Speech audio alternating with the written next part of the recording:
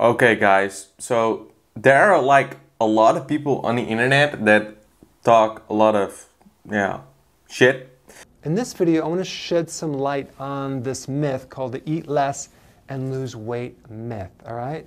Years ago, I struggled a lot with like losing fat, building muscle, because there's so much misinformation about everything, even from doctors. And today, we're going to talk about Dr. Berg. And he's not like a doctor, he is a chiropractor. So he's not an actual doctor. And totally proven that this does not work, okay? And the claims he makes, I mean, like, I saw this video like a long time ago and it left me so confused in the past, but right now I'm smarter. So today we're going to review his video, Eat Less, Lower Your Calories and Lose Weight Myth. Hey guys, Dr. Berg here. Hi Dr. Berg. In this video, I want to shed some light on this myth called the eat less and lose weight myth, all right? I cannot understand why it is a myth. I mean, like, eat less calories and lose weight. If you're not in a deficit, you won't lose weight. So if you eat like shit and you eat a little bit less, yes, you do not lose weight because you need to be in that calorie deficit to lose fat. First of all, it's been totally proven that this does not work. Oh my God, it is not proven to work. What about all those bodybuilders who step on stage and are like shredded to the bone? How is this not proven to not to work? I mean, like, you need less calories to lose weight. You need it. How many people have lost weight in the world? A lot. And that means they're in a calorie deficit, so it does work. He is not linking any study to support his claim. It's like he's getting it out of his asshole. I don't understand how he came up with this idea, but never mind, let's go on. It may work the first time you do it, but the more you do it over and over and over and over, it works less and less and less to the point where it won't work at all. It works every freaking time. It works every freaking time. Dieting slows your metabolism down. Well, if you're dieting for a long period of time, you drop weight, right? If you drop weight, your body has to carry less weight, so it burns less calories during your daily activities. Also, adaptive thermogenesis is a reduction in NEAT, and that is non-exercise activity thermogenesis. I don't want to like make it really hard for you to understand, but NEAT is all the activities you do outside of the gym, like walking, fidgeting, talking. Everything you do what is not exercise, that is NEAT. Non-exercise activity thermogenesis. If you eat less calories, your body will compensate with moving less. For example, during the video, I move my hands like this. You see? And if I'm dieting, could be that I just sit like this.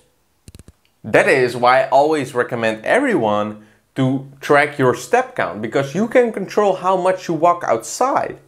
And as long as you do that, you are really staying consistent with the amount of calories you burn. And if you do not lose weight anymore, it's as simple as reducing your calories a little bit more and see what happens then. It doesn't make sense. If you would not need a calorie deficit, you can just choose to not eat at all. But you can't do that because otherwise you will die. I diet down every freaking year and it still works. And he sounds really smart, but... Secondly, I want to talk about weight loss versus fat loss. Sometimes you read these books that say you can lose 15 pounds of actual fat in 2 weeks. That is a lie. You can't lose. It's impossible to lose more than 2 pounds of fat per week. If anyone says you can lose more than that, they're lying to you, okay? You can't. It's 2 pounds. I agree. With weight loss, if you're losing weight, it doesn't mean you're losing fat. Maybe you're losing muscle. It's also possible. Maybe you lose water weight, glycogen. Glycogen is a stored form of carbohydrates in your muscle, and for 1 gram of carb, you hold 3 to 4 grams of water inside of the muscle. So if you reduce your carbs, you drop weight really fast, water weight. So that means you're losing water. It doesn't have to be fat, it doesn't have to be muscle, but that is the process of losing weight. Now, there is no such thing as, oh yeah. There are things that you read on the internet, like one person was saying, there's no such thing as bad food. It's just calories, too many calories.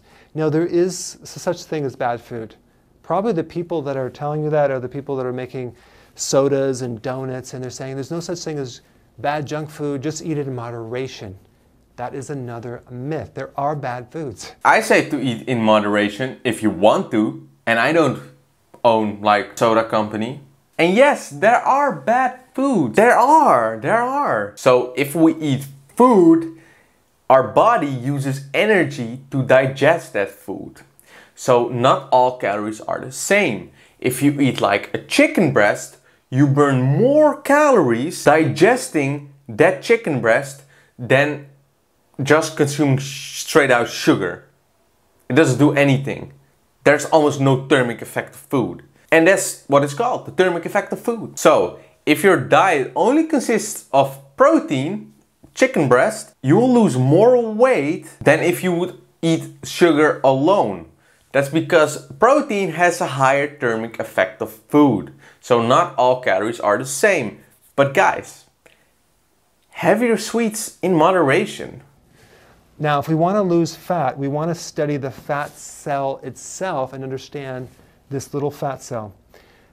If you cut calories, you do not have a dramatic effect on the fat cell. If you cut sugar, you'll cut insulin, that you will have an effect on the fat cell. So the fat cell is regulated by insulin. If you lower insulin by cutting sugar out, you will lose weight. Okay, so we want to starve your body not of calories but of the sugar to drop the insulin, which forces your body to burn fat. And there's a lot of other data on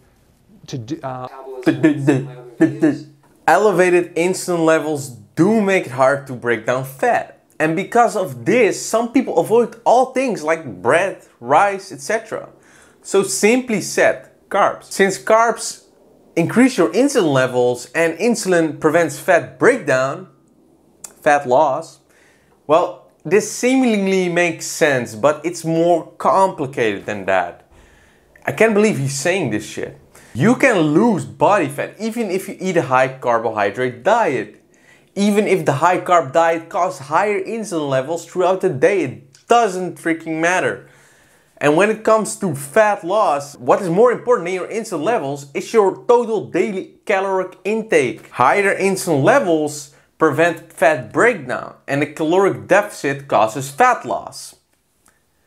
When you have both, your body essentially prioritizes the calorie deficit, which will result in fat loss despite higher insulin levels. Here's an analogy. Let's say your maintenance calories are 3000 calories a day. You go on a diet that consists of 2200 calories a day for a month. So an 800 calorie deficit. But your diet will consist of 100% pure sugar. Specifically, you'll eat 4 meals per day. Eating 300 calories of sugar 4 times a day will result in high insulin levels throughout the whole day. The question is, will you lose fat on this 800 calorie daily deficit? Or will the insulin that is secreted from the sugar intake prevent you from losing fat? You'll lose fat. The body prioritizes the fact that it is in a calorie deficit. And it will break down the fat stores to allow you to survive even though insulin levels were elevated throughout the day. It doesn't matter. The body does a similar thing with pre-workout. A high carbohydrate pre-workout, for example, increases glucose and insulin levels, which prevents fat breakdown during exercise. But as soon as you start exercising, the body decreases insulin levels, causing fat to be burnt during exercise. So it doesn't matter. And unlike Dr. Berg, studies linked down below. I just cannot believe how some people do this. I think it's like evil, you know? It's like evil. Because people truly are struggling to lose weight. It's hard. For some people, it's so hard. And they are so confused. And it's a serious thing. And I just think, yeah, I explained. I hope this video helped you. So do not listen to Dr. Berg.